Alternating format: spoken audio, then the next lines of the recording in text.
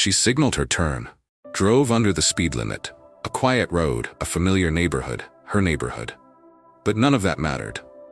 When Officer Derek Mullins stepped out of his cruiser, hand already brushing the grip of his gun, he didn't see a law-abiding citizen. He didn't see the wife of the FBI director. He saw a black woman behind the wheel of a luxury BMW and decided that was reason enough. What he didn't know was that Simone Avery had been preparing for moments like this her entire life. One officer, one gun, one woman who refused to flinch. This isn't just a traffic stop.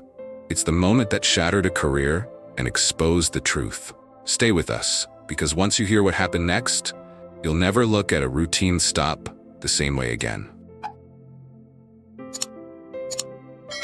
The sunset painted the sky in soft oranges and purples as Simone Avery eased her sleek gray BMW X5 along the winding streets of Willow Creek, a picturesque, mostly white suburb tucked into the hills outside Atlanta. She had taken this route home countless times. The neighborhood's pristine sidewalks, clipped hedges, and rows of colonial-style homes had become so familiar, they were almost dull.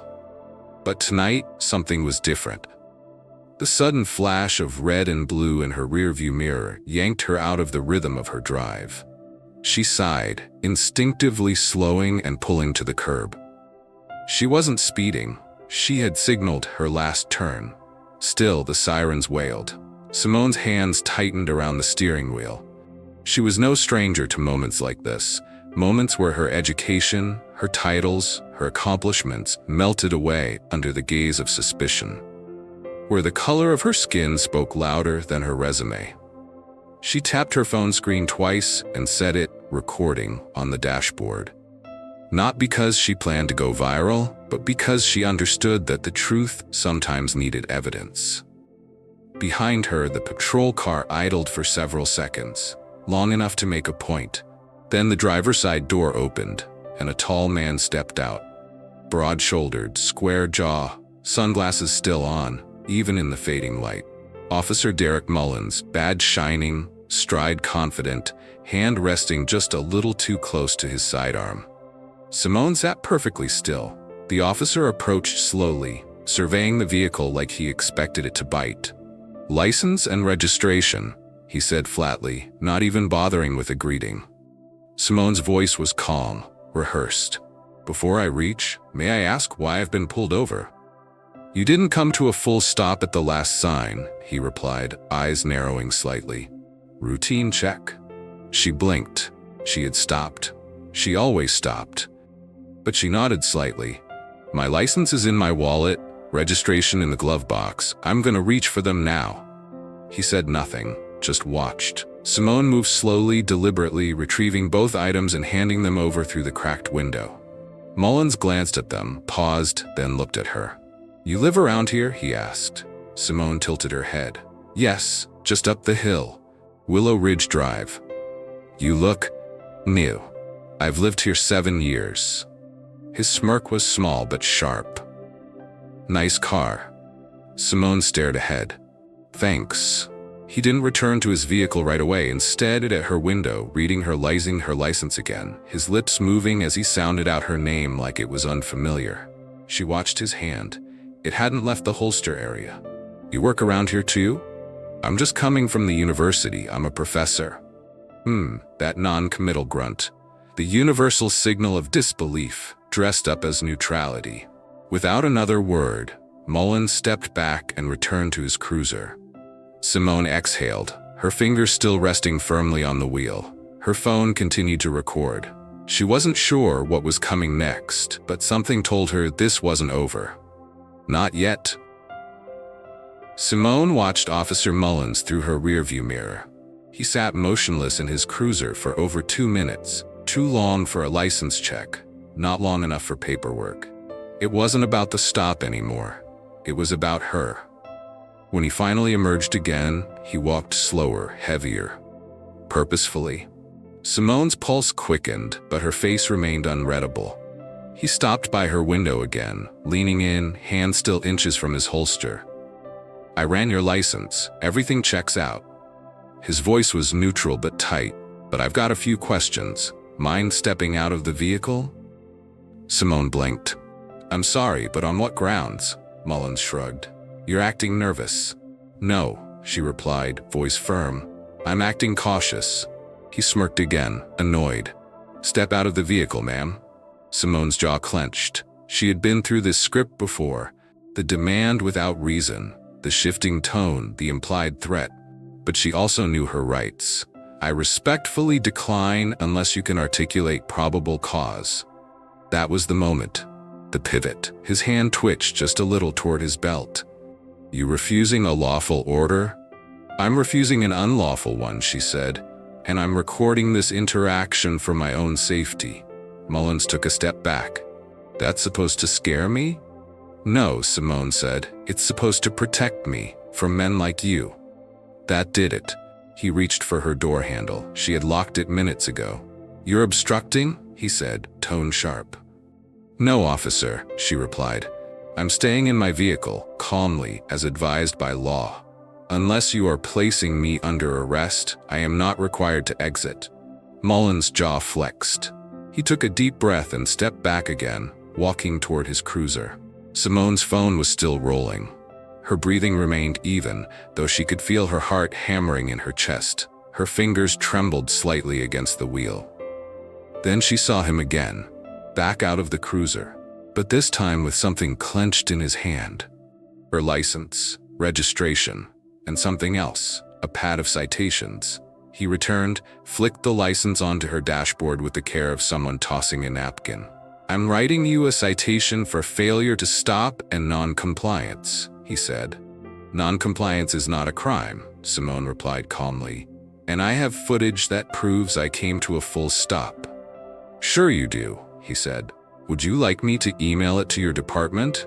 Or maybe I should forward it to my attorney first? That was the moment something in his posture shifted. There was a flicker of doubt, a pause. Then came the next sentence. Quiet, threatening. You've got a sharp mouth. Be careful with that.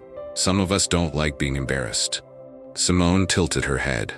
Are you threatening me, officer? He leaned in, lowering his voice. I'm reminding you that you're not above the law. She met his eyes. Neither are you. They locked eyes for a beat too long. Then, footsteps echoed from across the street. A woman in business attire, holding her phone, called out, Is everything okay here? Mullins turned sharply. His mask slipped for a moment, caught between rage and panic. Simone took the opportunity. She raised her voice just slightly. Would you mind staying? I may need a witness. The woman nodded and crossed her arms. Mullins' jaw clenched. He scribbled something on the ticket pad, ripped the citation off, and slapped it onto her windshield. This isn't over, he muttered. Simone didn't blink. It never is. Mullins turned and stalked back to his cruiser. Tires screeched as he sped off. Simone sat there for a long moment. Breath held, muscles clenched, her phone still recording. She'd been stopped before, profiled before. But this was personal, and she wasn't letting it slide. By the next morning, the video had already made its rounds. Simone hadn't posted it yet, but she'd sent it to 3 people she trusted. Her brother, her legal advisor, and her former colleague from the mayor's office. By noon, her inbox was full. A city council member had reached out privately, so had a civil rights attorney. Even her old friend, now a junior producer at a local news station, had texted her, Is this the Simone I know? Because if it is, we need to talk. The story was beginning to crack through the surface, but Officer Mullins hadn't gotten the memo. By 3 p.m., a folded envelope was taped to Simone's front door. Inside was a copy of her citation and a handwritten note. Maybe think twice before showing off next time. Not everyone's impressed. No signature. But she didn't need one. Simone sat on her front porch, rereading the words with a slow-burning fire in her chest. This wasn't just about a traffic stop anymore. It was about power, ego, retaliation. She knew what this kind of note was meant to do: intimidate, deter. But instead, it confirmed something else he was unraveling. That evening she drove, Not to the police department, not yet, but to City Hall. She met with Deputy Mayor Luis Ramirez, a longtime ally. He closed his office door behind them. "Simone," he said, "you know how much I respect you, but going after a cop in this town, it's going to get messy." Simone set the envelope on his desk. He already made it messy. Luis picked it up, read it, and cursed under his breath. "Do you have the footage?" She slid a flash drive across the desk. Unedited, time-stamped, GPS data included. Luis ran a hand through his hair. "You always were 2 steps ahead."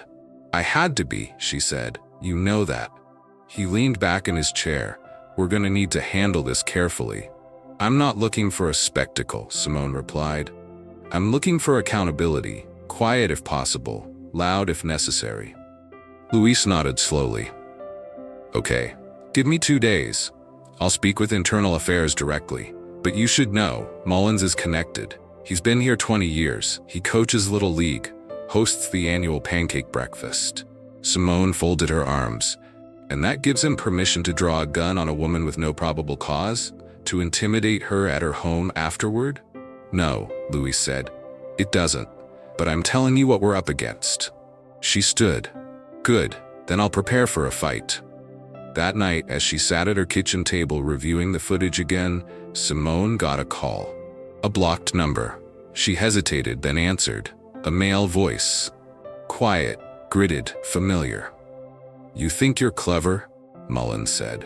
"That little stunt with your phone? You think that's going to scare me off?" Simone didn't speak. She pressed record on a second phone, quietly. "You keep pushing this, you're going to regret it." Click.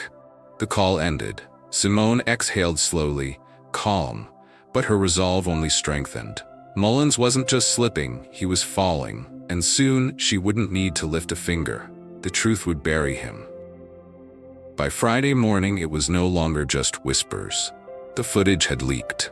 Simone didn't know who sent it to the press. Maybe her friend at the news station, maybe someone in City Hall, but it didn't matter. The video of Officer Mullins pulling his gun on her, then realizing who she was, hit the local news like a thunderclap.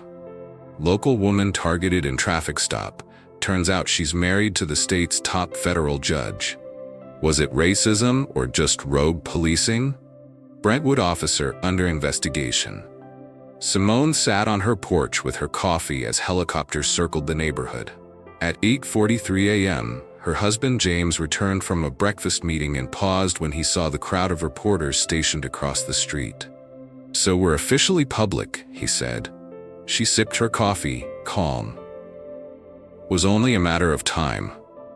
James looked at her, half proud, half furious. "They're saying he's been disciplined before. 2 internal complaints, 1 settled quietly." She nodded. "It fits." He pulled up a chair next to her. "IA is moving fast now. I got a call from the Attorney General's office. They're not happy." "Neither am I," Simone said. "But it's not just about me anymore." By noon, Mullins was suspended. By 3 p.m., the mayor had issued a press statement. "We take these allegations seriously. The city of Brentwood is committed to transparency and justice." But what stood out most wasn't the headlines. It was the shift in public voice. Simone's inbox filled with hundreds of emails. One from a teacher. "Thank you. I showed your story to my 11th grade civics class. We talked about courage." One from a mother. "I have a daughter who drives alone. What you did. It reminded me we have to speak up." And then, one from a woman she didn't know. "He pulled a gun on me too, 2 years ago. I didn't record it. I was too scared, but I never forgot his face. You gave me the courage I didn't have then. Thank you." Simone read that one 3 times. The floodgates had opened, and for the first time in a long time, she didn't feel alone. At sunset, she stood in her backyard as the amber light spilled across the grass. James joined her, his arm sliding gently around her shoulders. "You good?" he asked. She nodded. "Better than I've been in years." "You know this isn't over, right?" "I do," she said. "But this part?" She looked toward the horizon, the wind brushing past her cheek. "This part's mine." That night, a second video leaked. Body cam footage. It showed Mullins reaching for the door handle, his hand near his weapon, his expression smirking and cold. But what struck people most was what came after. His voice, caught clearly, muttering, "She thinks she's better than me. They always do." The reaction was swift. The police chief was forced to issue a second statement. The department's Twitter replies exploded. Hashtags began to trend. Justice for Simone, who polices the police, quiet power. She didn't post any of it herself. She didn't need to. The truth had finally found its voice, and it was louder than she ever imagined. On Monday morning, Brentwood's city council chamber was packed. Reporters lined the back wall, microphones pointed. Residents stood shoulder to shoulder. Teachers, business owners, teens in hoodies, retirees in church hats. They all came for one reason: to witness what accountability looked like in real time.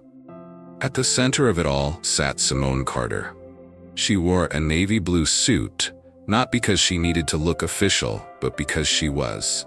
Her presence alone commanded the room.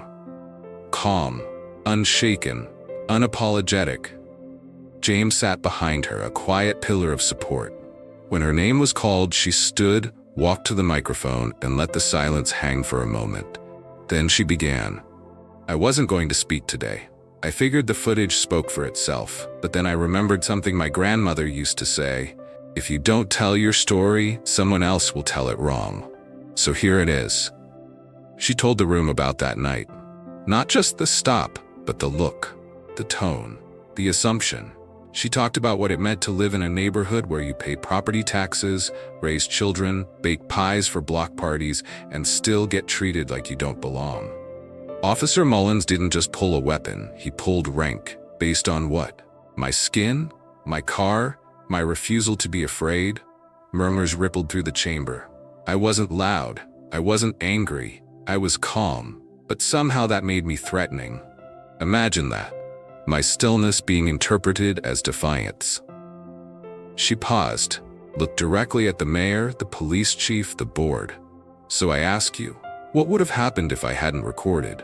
What if I had flinched when he reached for my door?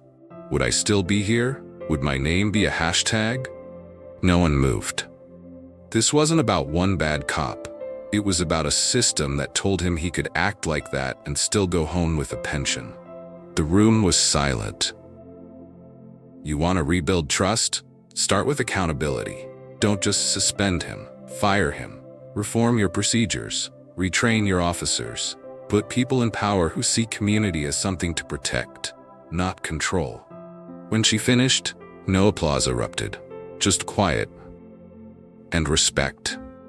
After the meeting, the city made its move. Officer Ethan Mullins was terminated. Internal Affairs launched a full review of traffic stop protocols. Community liaisons were appointed to oversee future use of force cases. For once, change didn't hide behind red tape. The headlines told one story: FBI director's wife exposes corruption in local PD. But the real story was whispered in barbershops and bookstores, texted between mothers, passed around in Sunday services and school hallways. It was a story about presence, about what it means to stand your ground with grace, about how power isn't always loud, it's patient, poised, and impossible to ignore.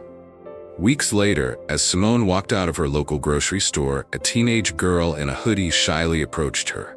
"Are you Mrs. Carter?" Simone smiled. "Yes.